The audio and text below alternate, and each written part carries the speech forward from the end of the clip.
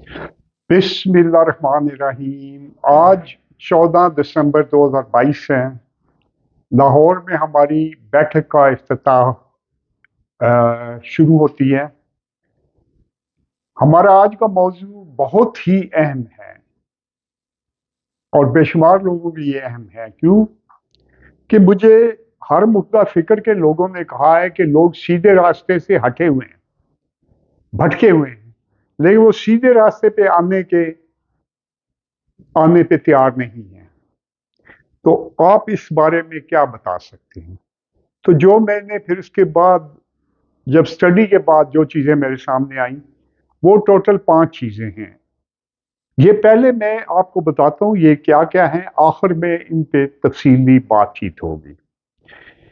इनमें सबसे जो एक खतरनाक चीज़ है पहली, उसे हम बेलगाम शफाहत कहते हैं। बेलगाम शफाहत ये है कि हर हर फिरके का मौलवी नहीं, मुल्ला अपने फॉलोअर्स को कह रहे हैं कि बस मेरे पीछे नमाज पढ़े, मैं आप जन्नत में चले जाएंगे। कोई ये कह रहा है कि हमारे भाई अहले तशी हैं, वो इस पे लगे हुए हैं कि 2 दिन मातम कर लो। यानी एक ही है, ये कहता है सिर्फ नमाजों पे जाएंगे, वो क्या कह रहे हैं कि बस 2 दिन ये कर लो और जन्नत में चले जाओगे। तो असल में ये दोनों बताने वाले जो इतनी बड़ी गलती कर रहे हैं, मैं बाद में बताऊंगा कि हजारों लोगों को भटका रहे हैं। तो ये एक बेहद खतरनाक चीज़ है, तफसील में आगे इसकी बताऊंगा। अब दूसरा ये है कि हमने जो हमारे रहनुमा है, दीनी रहनुमा, ये दूसरा पॉइंट है, उन्होंने दीन को गुर्बत से अटैच कर दिया कि कि जन्नत में सिर्फ गरीब ही जाएंगे। और लोगों के ज़हन में पिक्चर ये है कि अगर आप दीन में ग्रुप में शामिल होंगे तो आपका हुलिया ये होगा कि एक पुराना सा मोटरसाइकिल होगा, पुराने से कपड़े होंगे और आप इसी तरह जिंदगी गुजारेंगे। तो ये हालांकि इसका बहुत बड़ी खराबी है कि हमारी जो यंग जनरेशन है वो इस तरफ आने पे तैयार नहीं है। लोग आजकल कैश भी मांगते हैं कि आप यहाँ भी जिंदगी ठीक गुजारेंगे। आगे दीन यही कहता है कि दुनिया में भी आपकी जिंदगी ठीक होगी, आखिरत में भी होगी। तो जो गुर्बत से अटैच करते हैं, मैं छोटा सा इसका जवाब दे दूं। आप सल्लल्लाहु अलैहि वसल्लम ने गुर्बत से पनाह मांगी थी, तो आपने अपनी 2 बेटियां अमीर तीन इंसान को क्यों दी थी? लेकिन दीन पैसे को प्रायोरिटी नहीं देता है, प्रायोरिटी अल्लाह को है, आखिरत को है। लेकिन दुनिया को अच्छा गुजारना फर्ज है। दौलत आपके लिए, हथियारों के लिए हमें दौलत चाहिए, घोड़े तैयार रखने के लिए दौलत चाहिए, जो इस्लाम में हुक्म है घोड़े तैयार रखें, बेशुमार और चीजें। नंबर 3, ये 2 पॉइंट हुए। तीसरा पॉइंट ये है कि अच्छा इंसान बनना जो दीन का निचोड़ है, इससे हटा दिया गया। दीन का 90% जो है वो अच्छा इंसान बनना है। अच्छा इंसान ही अच्छा मुसलमान बनता है। 10% ईमानियात इबादात हैं, वो बड़ी ज़रूरी है। अकीदा दुरुस्त होना बड़ा ज़रूरी है। वो दुरुस्त अकीदा ही पूरी दुनिया को एक तौहीद की छतरी के नीचे लेके आए, जो इस्लाम की तौहीद है, उसकी छतरी। लेकिन इसका क्या असर फिरका परस्ती के जरिए कर दिया गया, उसको छोड़ दें, वो मेरा आज का मौजू भी नहीं है। तो अच्छा इंसान अगर नहीं है तो लोग कहते हैं दीन का फायदा क्या है। ये होगी 3 चीजें। अब चौथी चीज ये है कि जो बड़ी इंटरेस्टिंग है कि मुझे जितने लोग मिले वो एक आध किसी न किसी खराबी में मशगूल थे। उनको कोई ना कोई नशा था। किसी को शराब का नशा था, किसी को चर्स का नशा था, किसी को औरत का नशा था। वो कहते हैं कि अगर हम दीन में शामिल होंगे तो इसका क्या बनेगा। तो इसका जवाब मैं साथ साथ देता जाऊं कि दीन ना औरत से रोकता है, कहते हैं अगर एक पे खुश नहीं हो दूसरी शादी कर लो, लेकिन इंसाफ करना साथ।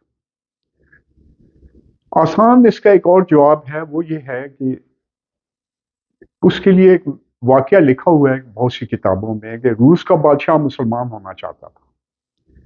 तो एक मौलवी उसने तुर्की से बुलवाया, भेजा गया। उस बादशाह ने कहा मैं इस्लाम की तमाम चीज़ों से एग्री हूं, मैं बड़ा पसंद करता हूं, लेकिन मसला क्या है कि मैं शराब पीता हूं। میں شراب نہیں چھوڑ سکتا ہوں. تو مولوی نے کہا سوال نہیں پیدا ہوتا، جو شراب پیے وہ سیدھا دوزخ میں جائے گی، ام الخبائث ہے یہ ہے. تو اس نے کہا تم مسلمان تو شراب نہیں پیتے، تم بالکل جو ہے وہ مسلمان نہیں ہو اگر یہ کر رہے ہو. وہ سوچتا رہا، اس نے کہا اچھا مجھے وقت دو.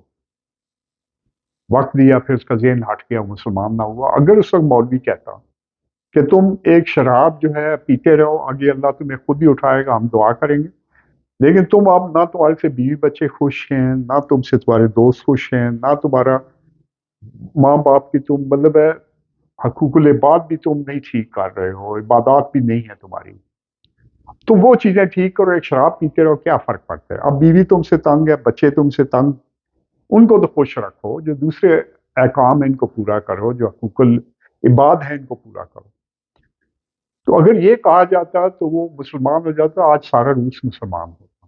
یہ مولانا روم کے دور کے آگے پیچھے کی بات ہے. تو ایک عد کمزوری آپ انہیں کہیں، آپ بے شک جاری رکھیں، اللہ آپ کو جلدی ہدایت دے دے گا. یہ میں مختلف سائڈ پہ بات کر رہا ہوں، میں اب ڈائریکٹ نہیں کہنا چاہتا. اچھا، اس میں اور آگے کیا ہے کہ ایک اور بڑی خطرناک چیز جو ہمیں دے دی گئی ہے کہ ہماری تقدیر لکھی ہوئی ہے. آدھے سے زیادہ مسلمان اس چکر میں بالکل ڈھیلے ہو کے بیٹھ گئے. بھئی تقدیر، خدا کے بندو، اگر تقدیر لکھی ہوئی ہے تو اللہ ہمیں دوزخ میں کیوں ڈالے گا؟ ہم خود ہی اللہ نے ہمیں برا بنایا ہے، یعنی برا لکھ دیا پیدا ہوتے ہی، تو ہمیں دوزخ میں کیوں ڈالے گا؟ اور تقدیر لکھی ہوئی ہے تو پھر گھوڑا تیار رکھنے کا حکم کیوں؟ آپ تبلیغ کیوں کرتے ہیں؟ وہی جس نے ہونا ہے مسلمان ہو جائے گا. وہ بھئی تقدیر آپ اپنی کوشش سے، عملوں سے، محنت سے، آپ کے اللہ پہ توکل سے آپ بناتے ہیں. ٹھیک ہے؟ اگر تقدیر لکھی ہوئی ہے تو پھر قرآن کا سارا نعوذ باللہ سارا کانسیپٹ ہی غلط ہو جاتا ہے. پھر قرآن کو سائڈ پہ کر دیں، ہر چیز لکھی ہوئی ہے. جو تقدیر پرست ہے بڑا اسے کہتا ہوں، میں کہتا ہوں اس مال روڈ، یہ آپ کی جیل روڈ ہے سامنے، یہاں سے بہر دائیں بائیں دیکھے 2 بار پار ہو کے دکھائے، میں اس کے ساری عمر کے مرید ہو جاؤں گا. اور تقدیر لکھی ہے، یعنی اس نے مرنے کا ٹائم مقرر ہے. بھائی یہ آپ ساری چیزیں قرآن کو چیک کریں. کہتے ہیں کہ موت تو ٹائم پہ آنی ہے، لیکن بھوکے آدم خور شیر کی کچار میں مت گھسو، وہ بھی کہا گیا ساتھ. تو ہمارے لوگ ان چیزوں کو نہیں جانتے ہیں. تو اب بات یہ ہے کہ یہ 5 وہ چیزیں ہیں جو ہمارے ساری روح کو ختم کر دیتی ہیں. تو اس میں جو خطرناک ترین ہے، جسے ہم بے لگام شفاعت کہتے ہیں، میں اس کی تھوڑی تشریح کر دوں تاکہ لوگ اس پہ اعتراض نہ کریں. قرآن پاک میں سورہ اپنا آیت الکرسی میں اس کا ذکر ہے. شفیع بیزنے، یعنی وہ یشفعون عندہ الا بیزنے، یہ آپ شفاعت علاوہ اس کی اجازت کے. تو شفاعت ہے، لیکن شفاعت ہے مشروط ہے کوشش اور نیت کے بعد. اگر آپ رہ جائیں، مثلا میں نے کسی سے 10 لاکھ روپیہ لے لیا ادھار، میری نیت تھی واپس کرنے کی، کوشش بھی کی ہے، نہ کر سکا. اب قیامت کے دن تو سب دنیا کی چیزیں یہاں رہ جائیں گی، اس وقت صرف عملوں پہ لے دے ہوگی. اس وقت میرے عمل میری بیوی لے جائے گی کیونکہ میں نے اس کو بڑا تنگ کیا ہے، اس پہ بڑا ظلم کیا ہے. میرے عمل میرے لوگ لے جائیں گے، اب میں پھنسا ہوں گا یا دوسرا بندہ بھی اسی طرح پھنسا ہوگا، وہ میرے سارے ثواب لے جائے گا. کہ میرے اگر 10 لاکھ ہوتے تو میں اتنے بیواؤں کی بیٹیوں کی شادی کراتا، میں اتنی چیزیں کراتا، تو میرا تو اس وقت اللہ کہے گا کہ نہیں بھائی اس نے کوشش کی تھی، نیت تھی، کوشش تھی، رہ گیا، اپنی طرف سے پاس مارک دے کے اسے جنت میں لے جاؤ. یہ شفاعت ہے. اگر اس قسم کی شفاعت نہیں ہے تو پھر یہ سارا قرآن کیا کہہ رہا ہے؟ ٹھیک، ہم نے عملوں پہ جاننا ہے، اپنی محنت پہ جاننا ہے. جو اور لوگوں نے یہ سمجھا ہوا ہے کہ جو فوت ہو گیا اس کو پڑھ کے بخشوائیں گے. ہمارے چکوال میں ایک امیر، بہت امیر بندہ ہے، وہ فوت ہو گیا، غربی قبرستان میں دفن ہے. 20 سال سے ان کے بیٹوں نے وہاں قرآن حافظ لگائے ہوئے جو ہر وقت قرآن پڑھتا رہتا ہے. اب وہاں مسجد بنا دی ہے، تو وہ تو بخشا گیا، وہ امیر آدمی ہے. ہم تو غریب آدمی، ہم تو نہیں مولوی لگا سکتے نا. وہ دیگیں پکا پکا بخشوانا ہے تو پھر سارے ہی مسلمان بخشے جائیں گے یا پچھلے کی دعاؤں سے بخشے. اور بھائی اپنے عملوں پہ جاؤ گے، جو ہی آپ فوت ہوتے ہو چیپٹر کلوز ہے، اس وقت بھی آپ نے 2 منٹ پہلے توبہ کر لی، خیر ہے، لیکن مرتے وقت موت دیکھ کے توبہ کی بھی کوئی گنجائش نہیں. تو یہ جو شفاعت ہے یہ اتنی خطرناک چیز ہے کہ احمد دیداد صاحب جو ذاکر نائک صاحب کے استاد تھے، انہوں نے کہا یہ شفاعت اور دین ساتھ ساتھ چل نہیں سکتا، یا شفاعت رہے گی یا دین رہے گا. اور یہ وہ چیز ہے شفاعت، بے لگام شفاعت، جس نے عیسائیت کو سب سے زیادہ ترقی دی اور اس کا بیڑا غرق کیا۔ ترقی اس طرح کی کی کہ 2000 سال پہلے لوگ جاہل تھے، ماشاءاللہ آج بھی بہت جاہل ہیں، ہمارے پاکستان میں بھرے پڑے ہیں۔ لیکن اس وقت کیا ہوا کہ انہوں نے کہا جی جو حضرت عیسیٰ کو عیسائی ہو جائے گا جنت میں چلا جائے گا، کہ حضرت عیسیٰ ہماری خاطر سولی چڑھے۔ اسے کفارے کا عقیدہ، کاسکیشن کہتے ہیں انگلش میں، وہ عقیدہ کہتے ہیں۔ تو اس جب یہ عقیدہ دیا تو ہر آدمی جنت میں آنے کے لیے عیسائی ہو گیا۔ یہودی تھوڑے ہوشیار تھے، وہ کم ہوئے، باقی سارے مذہبوں والے یہودیوں نے ویسے ہی کہا ہم نے ویسے ہی تھوڑے دنوں بعد جنت میں ہی چلا جانا ہے، دوزخ کا چھوٹا سا ٹرانزٹ ہوگا ہمارا، لیکن ان کا عقیدہ چھوڑ دیں جو بھی تھا۔ تو ہوا یہ کہ لوگ دھڑا دھڑ عیسائی ہوئے، لیکن آگے آگے جب پتہ چلا، جو میں تیسرا سوال کیا ہے کہ اچھا انسان بننا، جب کچھ عرصہ پہلے لوگوں کو پتہ چلا کہ دین کا مقصد ایک آئیڈیل معاشرے کی تشکیل ہے، ایک آئیڈیل جسمانی، ذہنی، اخلاقی، جسمانی، ذہنی، روحانی انسان کی تشکیل ہے۔ تو جب آپ شفاعت کے آپ کو مل گئی تو آپ محنت کیوں کریں گے؟ اچھا انسان بننے کی قربانی دینی پڑتی ہے بھائی، غریبوں کو پیسہ دینا پڑتا ہے، آپ کو اللہ کی راہ میں جہاد کرنا پڑتا ہے، چیزیں وہ کیوں کرے گا؟ تو یہ شفاعت نے ہی عیسائیت کو وہ دیا اور اسی نے سب سے زیادہ اس کا بیڑا غرق کیا۔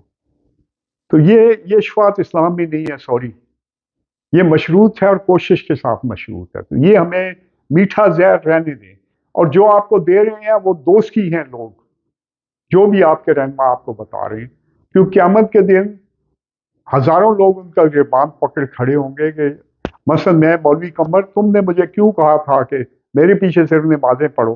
وہ بھائی نماز تو فرض ہے، 90% حقوق العباد ہے۔ آپ نے بیوی کو حلال کھلانا ہے، بیوی بچوں کو خوش رکھنا ہے، ان کو، بوڑھے ماں باپ کو، بہن بھائیوں کو معاشرے میں مثبت رول کرنا ہے، 90% یہ آپ کی ڈیوٹی ہے۔ تو آپ اس کو کرنے کے بجائے کیا کریں گے؟ صرف نمازیں پڑھیں گے؟ نماز فرض ہے بھائی، اس کے بارے میں سختی سے پوچھا ہے، لیکن 90% آپ بھول گئے۔ تو پھر دوسرا ہو گیا، اسی کا شفاعت آ گئی، اسی کے اندر اچھا انسان، اور اچھا انسان جو دین کا 90% مقصد ہے، یہ اتنا ضروری ہے کہ یہی انسان صرف دنیا میں بھی خوشی پاتا ہے، آگے نہیں، کہ اچھا انسان ہی اچھا خاوند ہوتا ہے، اچھی بیوی ہے، اچھا باپ ہے، اچھا بیٹا ہے، اچھا دوست ہے، اچھا مالک ہے، اچھا ملازم ہے۔ اگر آپ اچھے انسان نہیں ہیں تو آپ کو دنیا میں گھر میں بھی سکون نہیں ملے گا، باہر بھی نہیں ملے گا۔ اچھا انسان ہی اچھا دوست ہوتا ہے، آپ اچھے دوست ہیں، اچھے دوست آپ کو ملیں گے۔ تو اچھا انسان بننا بھی انہوں نے ہٹا دیا، انہوں نے کہا بخشے جاؤ گے، وہ خدا کا نام منو اور عقل کرو۔ اب بات یہ ہے کہ اس سے ہٹا کے آپ نے بچوں کا بیڑا غرق کر دیا، وہ کہتے ہیں آپ سے تو گورے بہتر ہیں، جو کسی کے ساتھ وہ جیلس بھی کم ہیں، وہ غلط کام بھی نہیں کرتے ہیں، خواہ وہاں گالیاں بھی نہیں دیتے ہیں، ڈنڈی بھی نہیں مارتے ہیں، کاروبار میں بھی ایماندار ہیں۔ تو ہم نے یہ ساری چیزیں جو ہیں وہ ختم کر دی ہیں، جو اچھا انسان بننا ہے۔ اچھا انسان ہی اچھا کاروباری ہوتا ہے، خوشی اور سکون پاتا ہے۔ تو یہ آپ جو ہے، یہ میں نے چند ایک چیزیں تھیں جو آپ کو بتانی تھی۔ تو ان کے علاوہ بھی چھوٹی موٹی ایک دو چیزیں رہ گئی ہیں، لیکن لسٹ بہت لمبی ہو جائے گی۔ اگر آپ نے ان 5 چیزوں کو سمجھ لیا تو یقین جانیں کہ آپ کسی بھی بندے کو کنونس کریں گے تو اس کو سمجھ آ جائے گی۔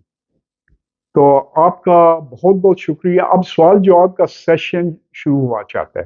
اگر آپ نے میرے چینل کو سبسکرائب نہیں کیا تو پلیز کر لیں۔ میں پہلے نہیں کہتا تھا لیکن اب کہنا شروع کر دیا۔ بہت بہت شکریہ۔ اللہ حافظ۔